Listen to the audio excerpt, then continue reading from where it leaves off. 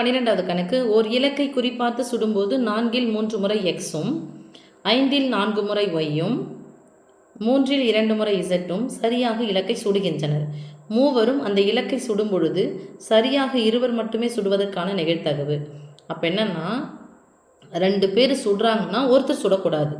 Okay, அப்போ first நம்ம என்ன கண்டுபிடிக்க போகிறோம்? சுடுவதற்கான நிகழ்தகவு, சுடாமல் இருப்பதற்கான நிகழ்தகவு. சுடாமல் இருப்பதற்கான நிகழ்தகவு ரெண்டு சேர்த்து கண்டுபிடிச்சிட்டு நம்ம போகலாம். இப்போ கொடுத்துருக்கிற டீட்டெயிலில் நம்ம எழுதிக்கலாம் சாமி. இப்போது எக்ஸ்ன்னு சொல்கிறாங்க. அப்போ P of X equal to அவங்க சொல்லியிருக்கிறது 4ல் 3 முறை சுடுறாருன்னா எத்தனை முறை சுடலை? பி ஆஃப் எக்ஸ் பார் சுடாமல் இருப்பது 4ல் 1 முறை சுடலை. ரைட். இப்போ பி ஆஃப் ஒய் 5ல் 4 முறை சுடுறாருன்னா எத்தனை முறை சுடலை? P of Y bar equal to 5ல் 1 முறை சுடலை. புரியுதா சாமி? அடுத்து P of Z equal to 3ல் 2 முறை சரியாக சுடுறாருன்னா எது தவறு? அப்படின்னா அது சுடாமல் இருக்கிறதுக்கான நிகழ்தகவு அது 3ல் 1. என்னென்னா தொகுதியினுடைய கூடுதல் பகுதியினுடைய கூடுதல் வரணும். 4ல் 3 வந்துச்சுன்னா முழு என்ன மாதிரி 4ல் 1 தான் இருக்குது. 5ல் 4 போயிடுச்சுன்னா 5ல் 1 தான் இருக்குது. 3ல் 2 போயிடுச்சுன்னா 3ல் 1 தான் இருக்குது. இப்போது அவங்க கேட்குற கேள்வி என்னென்னா, மூவரும் அந்த இலக்கை சுடும் பொழுது 3 பேருமே சுடுறாங்க. அப்போ அந்த 3 பேர் சுடுறதுல சரியாக 2 பேர் மட்டும்தான் சுடணும். அதற்கான நிகழ்தகவு என்னென்னா பி ஆஃப் யார் சரியாக சுடலாம்? எக்ஸும் ஒய்யும் சரியாக சுட்டு இசட்டு சுடாமல் இருக்கணும்.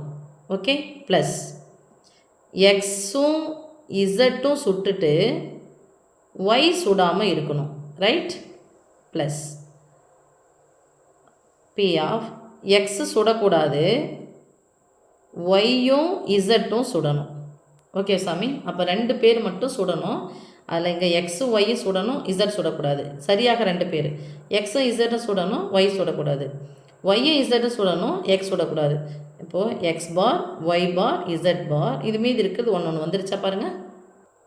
இப்போது எக்ஸ் ஒய் இசட் மூன்றுமே ஒன்றை ஒன்று, அதாவது சார்பிலா நிகழ்ச்சிகள். அப்போ சார்பிலா நிகழ்ச்சிகள் என்ன? நமக்கு என்ன சாமி போட போகிறோம்? ஃபார்முலா பாருங்கள். பி ஆஃப் எக்ஸ் வெட்டுக்கு பதிலாக என்ன போட போகிறோம்? இன்ட்டு கொனையாக வருது P of Y into P of Z bar plus P of X into P of Z into P of Y bar plus P of X bar into P of Y into P of Z. P of x into P of y into P of z bar. P of x into P of z into P of y bar. P of x bar into P of y into P of z. Okay சாமி? Sorry z bar போட்டோன்னா sorry. P of x நுடைய மதிப்பு. P of x நுடைய மதிப்பு பாருங்கள் 4ல் 3 into P of y நுடைய மதிப்பு. P of y நுடைய மதிப்பு 5ல் 4. எழுதி வச்சுக்கிட்டீங்க போடுங்க சாமி. Into P of z bar 3ல் 1 plus P of x 4ல் 3 into P of z 3ல் 2 into P of y bar 5ல் 1 plus P of x bar 4ல் 1 into P of y 5ல் 4 into P of z 3ல் 2. First யாரை செய்யணும் பாருங்கள் சாமி? பெருக்கல் தான் செய்யணும். அதுக்கப்புறம் தான் போடணும். ப்ளஸுக்கு முன்னாடி ஒரு உறுப்பு, 2 உறுப்பு, 3 உறுப்பு. ஒரு பின்னையன் இன்னொரு பின்னையன் இருக்குது. நடுவில் பெருக்கல் இருந்துச்சுன்னா குறுக்க கேன்சல். 1 நாள் 4, 1 நாள் 4, 1 3 3, 1 3 3, 1 3 3, 1 3 3, 1 2 2 2 4, 1 நாள் 4, 1 நாள் 4. இது சம்மதம் இல்லை. ஈக்குவல் டு ஃபுல்லாக பார்த்தா 1/5 ப்ளஸ் ஃபுல்லாக 1/i2 10 ப்ளஸ் 2 2/15. இந்த கணக்கு ஏற்கனவே வந்த மாதிரியே தெரியுதே. எஸ், ஏற்கனவே இதே மாதிரி தானே ஒன்று வந்துச்சு. கரெக்ட். இப்போ பாருங்கள் சாமி, 5னுடைய மடங்களாக இருக்குது. அப்போ 5 தான் இதனுடைய மீப்பேர் பொது வகுத்தி. அப்போ தனியாக யார் இருக்காங்க? இங்கே 2 5 10, இங்கே 3 5 5. அப்போ இதை 2ஆல் பெருக்குங்க, இதை 3ஆல் பெருக்குங்க. இதுக்கு 5 வந்துடுச்சு.